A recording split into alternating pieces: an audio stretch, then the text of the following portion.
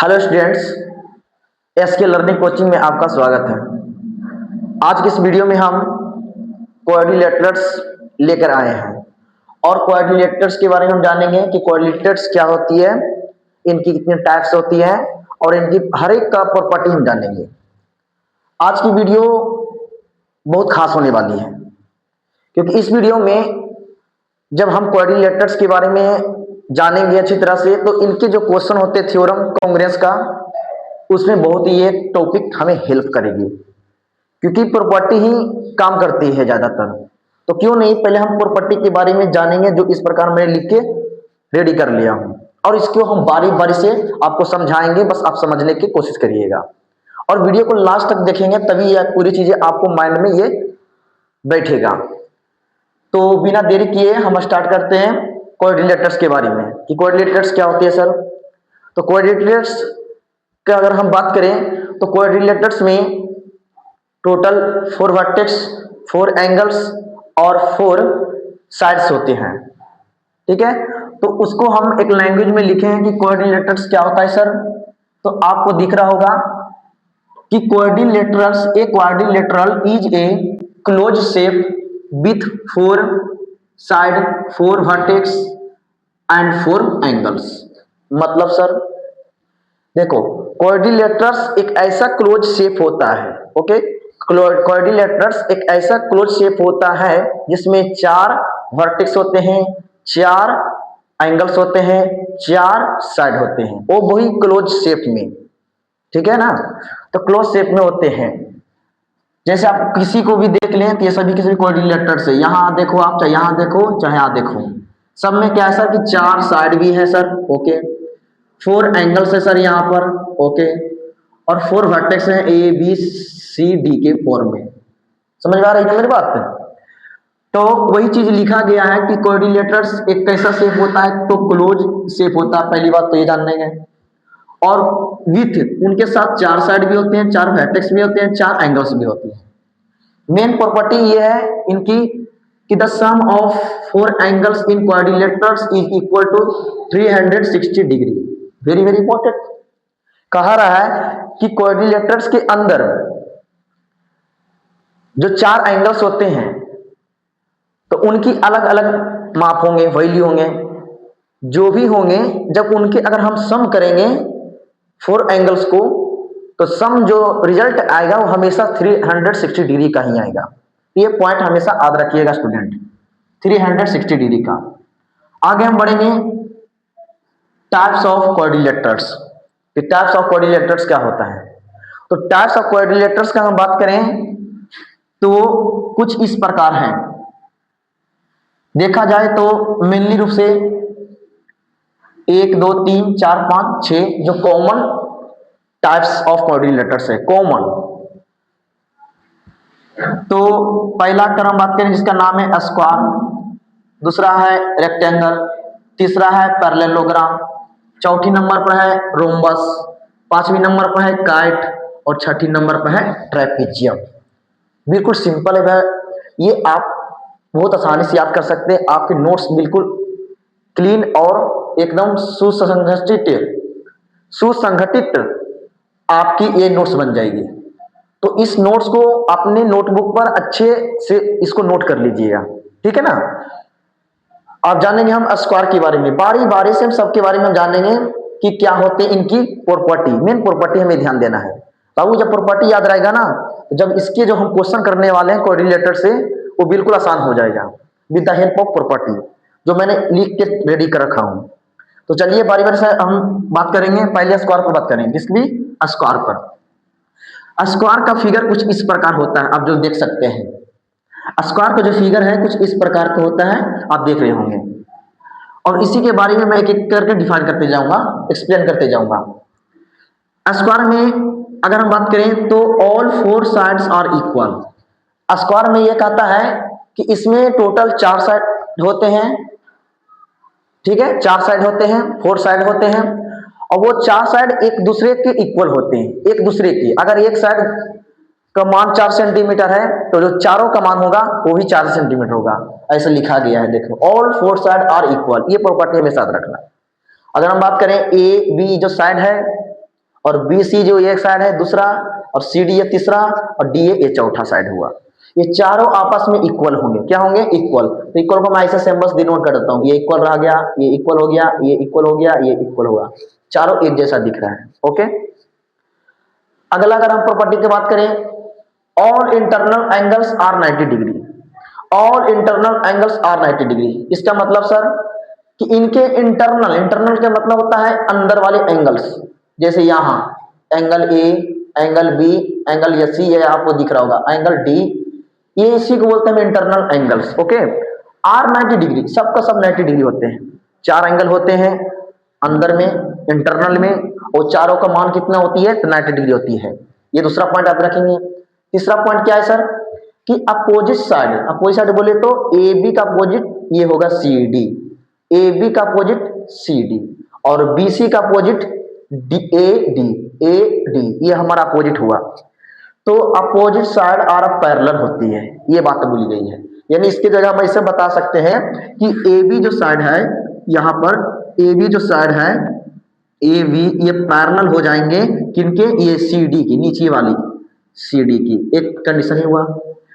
और इसका मतलब एक और भी बताया जा रहा है कि अपोजिट साइड है ना, तो एक अपोजिट साइड तो ऊपर से नीचे हुआ, एक दाएं से बाएं होगा, यानी BC का अपोजिट AD हुआ। तो लिखेंगे यहां पर हम BC का जो अपोजिट साइड है DA, यानी AD भी बोल सकते हैं इसको। ठीक है। तो ये क्या होते हैं? पैरेलल होते हैं। क्या होते हैं जी? पैरेलल होते हैं। तो ये हमेशा याद रखना, जब हम कोऑर्डिनेटर से क्वेश्चन करेंगे तो ये सब चीजें बातें वहां पर होगी।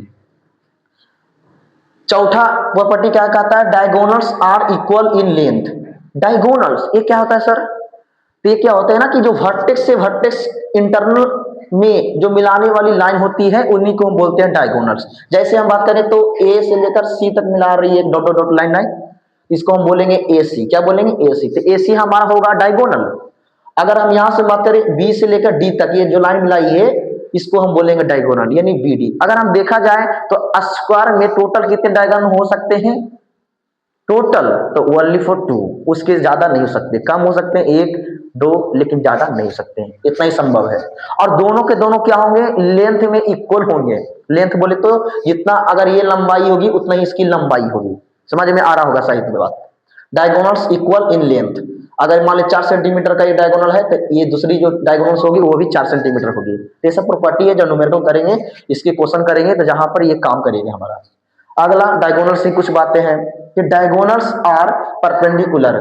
लेंथ में तो इक्वल तो होता ही है, लेकिन परपेंडिकुलर भी होता है। परपेंडिकुलर के मतलब क्या सर कि जब ये एक दूसरे को कट करेगा तो वहां पर 90 डिग्री का एंगल बनाएगा, 90 डिग्री का। तो जैसे आप देख रहे हैं ये डायगोनल्स यहाँ आकर यहाँ पर कट कर रहा है दोनों एक दूसरे को, तो यहाँ जो एंगल बन रहा है इधर 90, इधर 90 डिग्री, इधर 90 डिग्री, इधर 90 डिग्री, यानी एक दूसरे के दोनों क्या हो जाते हैं? परपेंडिकुलर हो जाते हैं। परपेंडिकुलर का मतलब होता है 90 डिग्री का एंगल बनना। ओके। तो वही चीज बताया जा रहा है यहाँ पर, ये भी समझ में आ गया। अब next, diagonals also bisect each other. ये बात 90 डिग्री होती है सर, इक्वल भी होती है, ये साथ ही साथ में बाइसेक्ट भी करती है। सबसे खास बात ये है बाइसेक्ट। बाइसेक्ट का मतलब क्या होता है सर? तो अगर हम बात करें वाई, तो वाई का मतलब होता है 2। क्या होता है? 2। और सेक्ट का मतलब होता है काटना, यानी दो बराबर भागों में काटना, उन्हीं को बोलते हैं बाइसेक्ट। यानी ये जो डायगोनल है AC और DB एक दूसरे को ये काट कर रही है, और ये बिल्कुल इक्वल इक्वल पार्ट में। जैसे अगर हम मानते हैं ये है हमारा BD, क्या है? B और D, और ये हमारा क्या है? AC। ये दोनों डायगोनल क्या कर रहे हैं? अंदर वाले एक दूसरे को कट कर रहे हैं किसी पॉइंट पर। तो जब कट करेंगे तो यहां से मान लेते वो पॉइंट पर कट किया, तो यहां से यानी O से लेकर A तक A पार्ट यानी OA बोलेंगे, और यहां से यहां तक बोलेंगे OC पार्ट, और यहां से यहां तक बोलेंगे OB पार्ट, और यहां से यहां तक बोलेंगे OD पार्ट, OD। यानी OB जो होगा ये लाइन और ये लाइन एक दूसरे के इक्वल हो जाएंगे। ऐसा क्यों? क्योंकि ये बाइसेक्ट कर रहा है। क्या कर रहा है? ये बाइसेक्ट कर रहा है। और OA और OC हमारा भी हो जाएगा, इक्वल हो जाएगा आपस में, क्योंकि ये बाइसेक्ट कर रहा है। बाइसेक्ट का कॉन्सेप्ट यही कहता है कि जब दो लाइन एक दूसरे को किसी पॉइंट पर अगर कट करती है तो वो दोनों क्या करती है? एक दूसरे को इक्वल डिस्टेंस पर यानी इक्वल लाइन लेंथ में पार्ट को डिवाइड करती है। बाइसेक्ट का अर्थ ये होता है, शायद आप समझ में होंगे। ठीक है, चलिए अब आगे हम बढ़ते हैं। स्क्वायर तो मेरे समझ में आ गया कि स्क्वायर क्या होती है सर। अब थोड़ा बात करेंगे रेक्टेंगल पर। ठीक है, रेक्टेंगल का फिगर अगर देखें तो कुछ इस प्रकार होती है। अब देख लीजिए, क्योंकि पहली जरूरी होती है पहचानना भाई कि रेक्टेंगल मैंने नाम लिया, रेक्टेंगल कैसा दिखता है तो कुछ इस प्रकार दिखता है, ये आप अपने माइंड में सेट कर लें और ये भी माइंड में आप सेट कर लें कि स्क्वायर ऐसा दिखता है। रेक्टेंगल पर अब बात करेंगे हम, ठीक है। रेक्टेंगल तो ए बी सी डी ये हमारी क्या हुआ, रेक्टेंगल का वर्टेक्स है और इनकी चार साइड भी है, इनकी भी देखो ए बी एक साइड हुआ, बी सी ये दूसरा साइड हुआ, सी डी ये तीसरा साइड हुआ और ए डी ये चौथी साइड हुआ।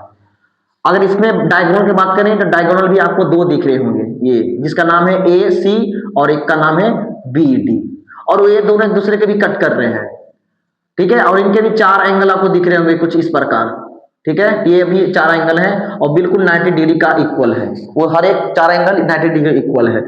लगभग बात स्क्वायर का प्रॉपर्टी बिल्कुल रेक्टेंगल मैच करता है, बस अंतर कहाँ है यही आपको देखना होगा। इसमें एक अंतर बस ये है, मैं पहले बता दे रहा हूं, इसकी आउट साइड इक्वल होता है तो बट इसकी आउट साइड इक्वल नहीं होता है लेकिन अपोजिट साइड इक्वल होता है, आउट साइड नहीं। जैसे अगर हम बात करें तो ए बी जो होंगे डीसी के बराबर होंगे, डीसी का बराबर होंगे, और अगर हम बात करें बीसी जो साइड होंगे वो बिल्कुल एडी का इक्वल होंगे, ऐसी इसमें बात है, बस यही अंतर है। इसमें है कि चारों साइड इक्वल होंगे, इसमें है कि इक्वल होंगे बट अपोजिट साइड सिर्फ इक्वल होंगे, चारों नहीं होंगे, दो पेयर में इक्वल होंगे। यहाँ लिखा हुआ है अपोजिट साइड आर इक्वल, यानी A B equal to DC और बीसी इक्वल टू एडी, ठीक है। All internal angles are 90 degree. बाकी यहाँ के बाद जितने भी पॉइंट लिखे हैं बिल्कुल स्क्वायर का बिल्कुल पॉइंट से ये सेम मैच करेगा यहाँ पर, ठीक है। यानी all internal angles are equal to 90 degree, तो यहाँ भी है all internals are equal to 90 degree, बिल्कुल सेम है। यानी ये एंगल हमारा 90 डिग्री हो जाएगा, बी भी हमारा 90 होगा, सी भी हमारा 90 डिग्री का हो जाएगा और डी भी हमारा एंगल 90 डिग्री का होगा। अगला point opposite side parallel diagonals are equal in length. Opposite जो साइड है इसकी पैरेलल भी होती है, ठीक है। एक खास बात इसमें ये है कि इसकी अपोजिट साइड भी पैरेलल होती है, ओके, पैरेलल होती है और diagonals are equal in length, और इनकी जो डायगोनल बन रही है यानी एसी और डीबी ये भी इक्वल होंगे। अगर लिखना चाहो तो आप लिख सकते हैं ऐसे भी कि एसी जो डायगोनल है वो इक्वल होते हैं ये बीडी का, इसका बीडी का, ओके। डायगोनल्स आर परपेंडिकुलर, ये हमेशा परपेंडिकुलर होगा, यानी इस पर 90 डिग्री का एंगल बनेगा, यहाँ भी यानी 90 डिग्री, 90 डिग्री, यहाँ भी 90 डिग्री, यहाँ भी 90 डिग्री, छोटा सा दिखा दिए, ठीक है। इनके जो डायगोनल्स होंगे परपेंडिकुलर होंगे, इक्वल लेंथ इन डायगोनल होंगे, जिनके जो डायगोनल होंगे लेंथ में इक्वल होंगे और परपेंडिकुलर होंगे, 90 डिग्री का एंगल बनाएंगे। और ये भी हमारा क्या करते हैं, डायगोनल्स आल्सो बाइसेक्ट करने का काम करता है। जैसे स्क्वायर में ये बाइसेक्ट कर रहा था वैसे ही तरह से हमारा रेक्टेंगल में भी ये बाइसेक्ट करता है, बिल्कुल सेम प्रॉपर्टी दोनों का मैच करना है। अंतर बस ये है कि इसकी चार साइड जो होते हैं इक्वल होते हैं बट इसकी अपोजिट साइड सिर्फ इक्वल होते हैं, ठीक है। बाकी 3-4 पॉइंट 1 2 3 4 5 पॉइंट लगभग डायगोनल के जैसा मैच करता है। अगर हम ये याद कर लेंगे तो लगभग इसमें भी याद हो गया, ठीक है। तो बिल्कुल आसान है याद करना, तो आप इसको रिमेंबर कर लोगे, मेरे आशा है कि आप याद कर लोगे, ठीक है। तो अब आते हैं नेक्स्ट पैरेललोग्राम। तो पैरेललोग्राम का फिगर देखना चाहें तो कुछ इस प्रकार होता है, स्क्वायर का ऐसा था, रेक्टेंगल के इस तरह से था और पैरेललोग्राम के इस प्रकार है, ठीक है ना। तो अब इसमें हम जानेंगे, इसमें बस 4 पॉइंट ही है समझना। तो क्या है कि इसमें कि अपोजिट साइड आर इक्वल है, ये क्या है, अपोजिट साइड आर इक्वल, ये लगभग रेक्टेंगल के जैसे बात कर रही है। जैसे इसमें हमारा था अपोजिट साइड आर इक्वल, तो इसमें भी वही बात है, अपोजिट साइड आर इक्वल। चलो ये वाला मैं कर दिया इसके इक्वल और ये वाला मैंने कर दिया इसके इक्वल, कहने का मतलब ए बी बराबर डीसी और बीसी बराबर एडी लिख सकते हैं। अपोजिट एंगल्स आर इक्वल, और इनके अपोजिट एंगल इक्वल होता है। यहाँ पर इसकी अलग कुछ खास बात निकली, इसमें तो इक्वल था टोटल, इसमें भी टोटल इक्वल था, लेकिन पैरेललोग्राम ऐसा नहीं है बाबा। इसमें क्या है ना कि ये एंगल ए जो होगा सी के इक्वल होगा, दैट मींस अपोजिट वाले एंगल जो होंगे ना इसकी उल्टी दिशा में वो हमारा इक्वल होंगे, यानी ए का उल्टा में हमारा सी है और बी के अपोजिट में हमारा डी है, तो ये इक्वल इसके हो जाएंगे। तो हम इसको ऐसे दिखाएंगे, ठीक है, ऐसे कुछ करके दिखाएंगे, समझ में आ रहा होगा। दूसरा पॉइंट, तीसरा पॉइंट में देखेंगे adjacent angles are sum of 180 degree. Sir ये पहले हमें समझना होगा कि एडजेसेंट एंगल्स क्या होता है, ठीक है ना। एडजेसेंट अगर समझना चाहे तो ऐसे करिएगा, देखो क्या होता है ना, जैसे एक साइड होगा, ठीक है, और एक ही साइड सिर्फ होगा, एक कॉमन साइड होंगे और उस कॉमन साइड के अकॉर्डिंग क्या होंगे, दो एंगल बनेंगे। जैसे एक साइड है ये वाला साइड, मानते हैं ए डी, क्या है ए डी, तो ए डी एक कॉमन साइड हुआ, इस साइड पर हमारे दो एंगल बन रहे हैं और एक ये बन रहा है एंगल ए और एक एंगल डी बन रहे हैं, तो इन्हीं को हम बोलते हैं एडजेसेंट एंगल। जैसे कोई एक साइड होगा उस पर एक एंगल इधर बनेगा और एक एंगल इधर बनेगा। ऐसे पहचानने के मैं तरीका बता रहा हूँ कि एडजेसेंट एंगल क्या होता है सर, तो उसके लिए कॉमन साइड होगा, मतलब दोनों एंगल के लिए बिल्कुल सेम साइड होंगे, तो एक इधर एंगल बनेंगे, एक इधर एंगल बनेंगे। अगर आप ऐसे ऐसे दिख रहा है तो आपको इसको बोल सकते हैं ये एडजेसेंट एंगल है। कैसा एंगल है? एडजेसेंट एंगल्स है। ओके, तो यहाँ पर देखिए ए डी हमारा साइड हुआ, इस साइड में एक ये एंगल बन रहा है और ये वाला बन रहा है, यानी ए और डी बन रहा है। तो इनके कह रहा है कि सम, क्या कह रहा है? सम मतलब इसको अगर हम जोड़ेंगे, इनको अगर हम प्लस करेंगे तो 180 के बराबर होंगे। इनको अगर हम इनको भी ऐसे जोड़ेंगे तो बिल्कुल ये सेम आएगा सी के बराबर। अगर ऐसे से भी जोड़े तो ऐसे और ऐसे, यानी एंगल सी और एंगल डी को भी जोड़ेंगे तो 180 के बराबर होंगे। ऐसे से भी जोड़ेंगे तो हमारा 180 के बराबर होंगे। मतलब जो हमारा एडजेसेंट एंगल बन रहा होगा, अगर इस लाइन की बात करें तो ये एडजेसेंट हो गया, अगर इस साइड की बात करें तो बी सी एंगल एडजेसेंट होगा, अगर इस साइड की हम बात करें तो डी और सी एंगल एडजेसेंट होगा। ऐसे जितने भी एडजेसेंट एंगल बनेंगे, टोटल कितने बन गए? तो 1 2 3 4, इन चार साइड के लिए 4 एडजेसेंट हो गया। अब चारों में से अगर सबको सम करोगे ना तो आपका 180 डिग्री के बराबर होगा। ये कॉन्सेप्ट आगे जाके काम करेगा, अभी सिर्फ याद रखना है, समझना है बस चीजों को कि एडजेसेंट एंगल क्या होता है, कैसे इसका सम होने के बाद 180 डिग्री के बराबर होता है। ये सब कॉन्सेप्ट आगे जब हम प्रूफ करेंगे ना, क्वाड्रिलेटरल से जो क्वेश्चन होते हैं, ठीक है, प्रूफमेंट में ये सब काम करता है। तो डायगोनल्स बाइसेक्ट ईच अदर, अगला पॉइंट है डायगोनल्स बाइसेक्ट ईच अदर। ये बात सब में सेम आ रहा है, इसमें भी बाइसेक्ट कर रहा था और इसमें भी बाइसेक्ट कर रहा था और इसमें भी करेगा, ठीक है, पैरेललोग्राम में भी। इनके जो डायगोनल्स होंगे इसको थोड़ा देर के लिए मिटा देता हूं ताकि आपको समझ में ज्यादा अच्छा से आए। क्या करेंगे? ए और सी, ये डायगोनल हुआ ए सी, और बी डी ये भी हमारा हो गया डायगोनल, यानी इनमें भी दो डायगोनल है और दोनों को दोनों डायगोनल क्या करते हैं? बाइसेक्ट करते हैं। क्या करते हैं? बाइसेक्ट। बाइसेक्ट का मतलब होता है बराबर बराबर भाग में काट देना। जैसे अगर यहां से हम मानते हैं ये ओ है, तो ओ से ए तक जो डिस्टेंस हुआ वही ओ से सी तक डिस्टेंस होगा, इक्वल होगा, ये वाला इक्वल हो जाएगा, ऐसा होता है। अगर इधर से हम बात करें ओ से बी, तो इनकी डिस्टेंस और इससे यहाँ इनकी लेंथ दोनों को इक्वल हो जाएंगे, यानी O B equal to O D, ऐसे लिख सकते हैं।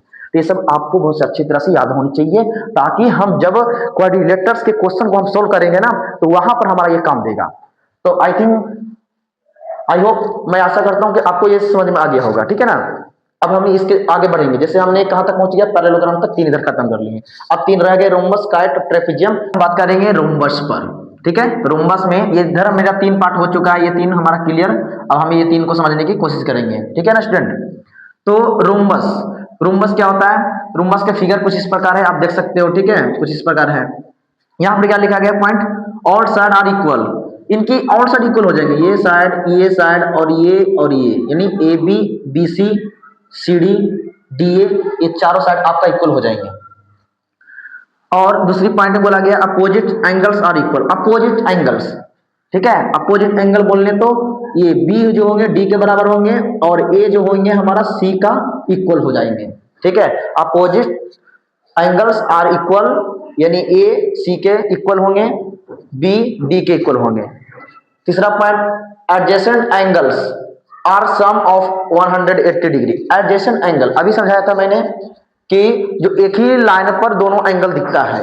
अगर हम बात करें इसकी, ये लाइन ए डी, तो ए पर, इस लाइन पर हमें कौन से एंगल दिख रहा है? एंगल ए और एंगल डी। अगर आप इसको सम करिएगा ना तो 180 के बराबर हो जाएगा, 180 के बराबर हो जाएगा, 180 डिग्री के। चाहे कैसे भी कर लें, इधर से देखें तो इसके भी सम करेंगे, यही आ जाएगा आपका, ठीक। इधर से करेंगे तो इसका सम ये दोनों को जोड़कर 180 के बराबर होगा। अगर इसके बात करूं डी और सी का, इसको भी जोड़कर आपका 180 डिग्री ही आएगा। समझ गए होंगे, ठीक है ना।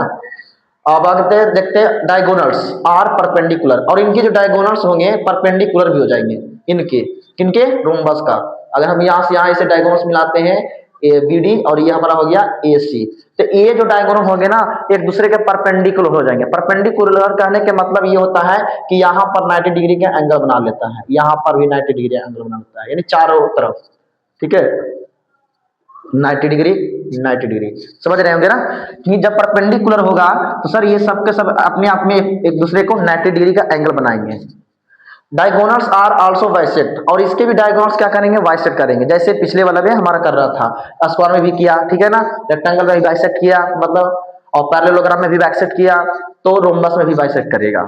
यानी अभी तक देखा जा रहा है कि परपेंडिकुलर इसमें भी था, इसमें भी था और इसमें भी था, रोम्बस में भी है, और बाइसेक्ट भी इसमें भी था, इसमें भी था, इसमें भी था, और रोम्बस में भी है। यानी अभी तक बिल्कुल ये दोनों बात सेम चला जा रहा है, सेम चला जा रहा है। ठीक है, तो ये सब ध्यान देना होगा कि किसमें कौन सी बात बोली गई है। बस ये प्रॉपर्टी अगर आप याद रखोगे तो आगे बढ़ाने के लिए हमारा सुविधा हो जाएगा।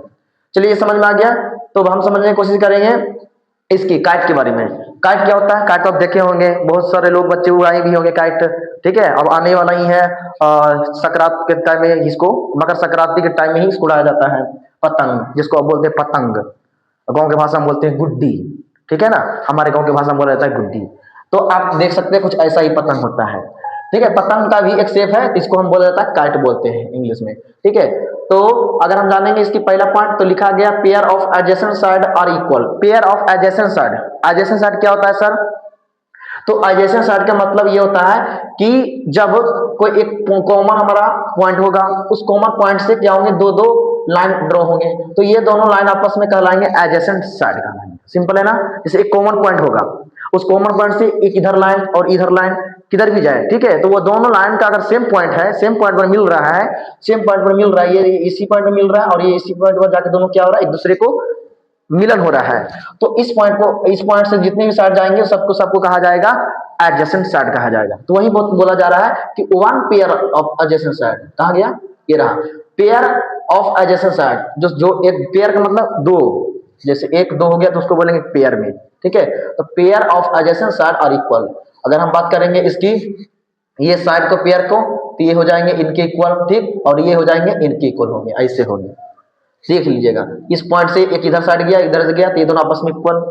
इस पॉइंट से एक इधर साइड गया, इधर साइड गया, इक्वल हो गया। ठीक है, ऐसे रखेंगे, ये वाला साइड इक्वल रहेंगे, यानी ए बी इक्वल टू ए सी में रहेंगे, और बी, इसको डी करते हैं ना, बी डी और डी सी ये इक्वल होंगे। ठीक है, यही सही याद रखना है। अगला देखते हैं one pair of opposite angle. One pair मतलब एक जोड़ा जिसमें दो एंगल आएंगे। वन पेयर करने का मतलब two angles of opposite angles, जो अपोजिट होंगे एक दूसरे का।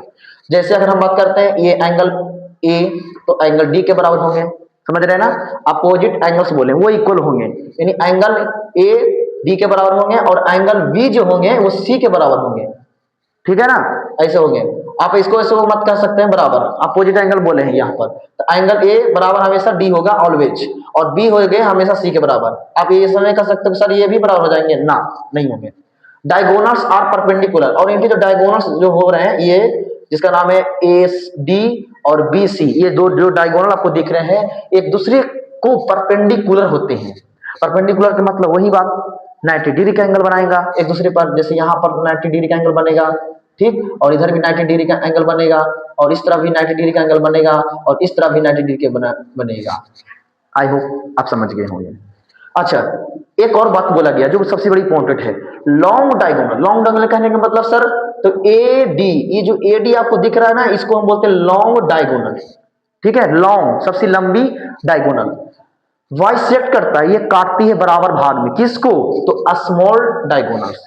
स्मॉल डायगोनल्स की बात करें तो ये इसकी बात करी जा रही है बीसी को, यानी जो एडी होंगे वो बाइसेक्ट करेंगे बीसी को, यानी बीसी को दो बराबर भाग में बांट देंगे। अगर जितना ये होंगे उतना भी ये भी होंगे। यहां से अगर मान लेते ओ है तो ओ भी इक्वल टू ओ सी हो जाएगा इसके अकॉर्डिंग। ठीक है, इसके अकॉर्डिंग इसको बराबर भाग में पार्ट में बांट देगा।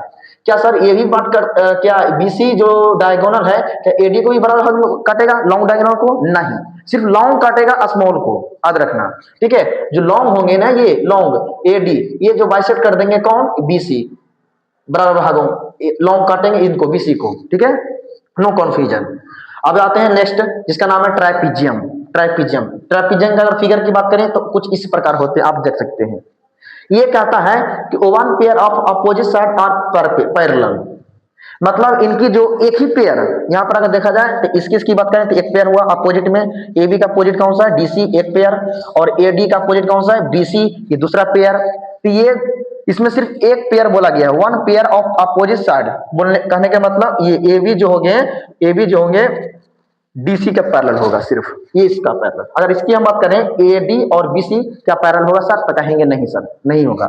अगर आते हैं दूसरा पॉइंट पर, दूसरा पॉइंट में क्या है कि sum of angles on non parallel, ये समझ रहे हैं, नॉन पैरेलल कौन हो गया, जब इसको मैंने बोल दिया पैरेलल, तो नॉन पैरेलल तो यही होगा ना, ये वाला और ये। ठीक है, यानी ए डी और बीसी नॉन पैरेलल है। आप देख सकते हो क्या ऐसा और ऐसा क्या पैरेलल होता है? कभी नहीं होता है सर। ऐसा पैरेलल हम कहीं नहीं कह सकते हैं। वैसी लाइन जो कभी एक दूसरे को कभी मीट ना करे उसी को बोलते हैं पैरेलल। तो क्या ए बी और डी सी जो लाइन जा रही है क्या कभी मिलेगा? ये दोनों नहीं मिलेगा। लेकिन ये हो सकता है शायद ऐसे जाते जाते जाते जाते जाते एक जगह से मीट कर जाएगा। तो इस लाइन को हम बोलेंगे नहीं ए डी और ये बी सी जो लाइन दिख रहा है इसको पैरेलल नहीं कहेंगे बल्कि नॉन पैरेलल कहेंगे। तो ये नॉन पैरेलल जो साइड होते हैं और 180 डिग्री के बराबर होते हैं, इनके एंगल को जब जोड़ते हैं तो नॉन पैरेलल के जो एंगल बन रहे हैं वहां पर अगर आप जोड़िएगा सम करिएगा तो उसका 180 के बराबर है। कहने का मतलब ये एंगल और ये एंगल इसको अगर हम सम करेंगे तो 180 डिग्री के बराबर आएगा प्लस करेंगे तो। ये नॉन पैरेलल जो है, इधर भी नॉन पैरेलल बन रहा है, ये रहा BC, इस पर एंगल ये बन रहा है और ये अगर इसको भी हम अगर सम करते हैं एक दूसरे से तो इसका भी जो सम आएगा हमेशा 180 डिग्री के बराबर होगा। यही सारी प्रॉपर्टी है। अगर आप इसको याद रखते हो तो आगे जाकर इसकी जो क्वेश्चन हम सॉल्व करेंगे एनसीईआरटी का 8.1 8.2 टोटल प्रॉपर्टी इसका लगेगा। यदि प्रॉपर्टी याद रहता है तो आपको आसान बनाने में लगेगा, क्वेश्चन को सॉल्व करने में बिल्कुल इजी हो जाएगा with the help of this property. Okay, तो इसके बाद एक और प्रॉपर्टी रह गया जिसका नाम है ट्रायंगल से ही रिलेटेड है, मिड पॉइंट थ्योरम। सुने होंगे ना मिड पॉइंट थ्योरम, तो उसको भी थोड़ा सा बता देते हैं यहाँ पर क्या होती है मिड पॉइंट थ्योरम। सिर्फ समझना है, उसमें लैंग्वेज कुछ नहीं याद करना है, बस समझना आपको होगा। ये रहा हमारा ट्रायंगल, मान लेते इसका नाम है ABC। हम मिड पॉइंट थ्योरम के बारे में बात कर रहे हैं, ठीक है। मिड पॉइंट थ्योरम दिख रहा होगा, फिर से बना देते हैं। मिड पॉइंट थ्योरम क्या होता है, ठीक है ना। कहता है कि ABC एक कोई ट्रायंगल है, अगर इस ABC में जो BC जो हमारी लाइन है इसकी अगर हम कोई एक और लाइन जो दो मिड पॉइंट पे हम पास करते हैं, जैसे मान लेते हैं इसका E और इसको मान लेते हैं F, ठीक है। तो EF जो लाइन होती है BC आ गया पैरेलल दिया है, पैरेलल अगर हम ड्रॉ करते हैं तो ये मिड पॉइंट थ्योरम का कहना है कि जो इसकी जो E और F का जो वैल्यू होगा इनके आधा होगा, इनके बेस का। दैट मीन्स 1/2 मल्टीप्लाई BC के बराबर होगा। बस यही याद रखना आपको होगा।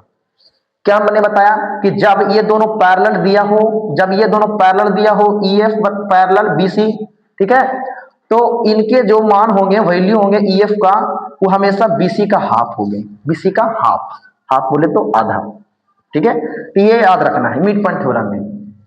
एक और बात भी है इसी में बोला गया कि जब ये पैरेलल होते हैं मिड पॉइंट होते हैं तो यहाँ पर जो ये थर्ड लाइन है, ये लाइन हमारा है AC, इसको बराबर भाग में बांटने का भी काम करता है। यानी यहां से हम ये भी कह सकते हैं कि जब अगर आपका EF पैरेलल BC ऐसे हो, ये दोनों पैरेलल हो, तो आप ये कह सकते हैं कि जो हमारा AF इक्वल टू FC हो जाएंगे, यानी ये पार्ट इक्वल ये पार्ट हो जाएगा। समझ रहे ना, कब जब ये पैरेलल होंगे तब। यही मिड पॉइंट का थ्योरम है। ये दोनों बस याद रखना होगा आपको, ये दोनों आपको बढ़िया से याद रखना होगा। अगर याद है तो बड़ी अच्छी बात है, ठीक है। तो आज की वीडियो में ही समाप्त करते हैं। पूरी तरह से मैंने पूरा प्रॉपर्टी का कवर कर लिया है। जितने भी टाइप्स होते हैं स्क्वायर, रेक्टेंगल, पैरेलल, रोम्बस, काट, ट्रेपेजियम, ये सभी प्रॉपर्टी मैंने बारी से एक पॉइंट करके समझाया है। अगर कहीं भी दिक्कत होता है ना तो वीडियो को आप फिर से रिकवरी करिए, बैक करिए और उसको फिर दोबारा देखो, उसके बाद समझ में आएगा। हालांकि आप पढ़ के भी समझ सकते हैं, कोई हार्ड लैंग्वेज में नहीं लिखा, सिंपल लैंग्वेज में लिखा, ताकि आपको याद हो जाए। इसका नोट अच्छे से बना लेना अपनी कॉपी पर, ठीक है। और इसको जब भी टाइम मिले जब इसको याद करते रहना है। फिर उसके बाद हम 8.1 8.2 आगे के एनसीईआरटी जो क्वेश्चन है उसको सोल्व करेंगे। Thank you.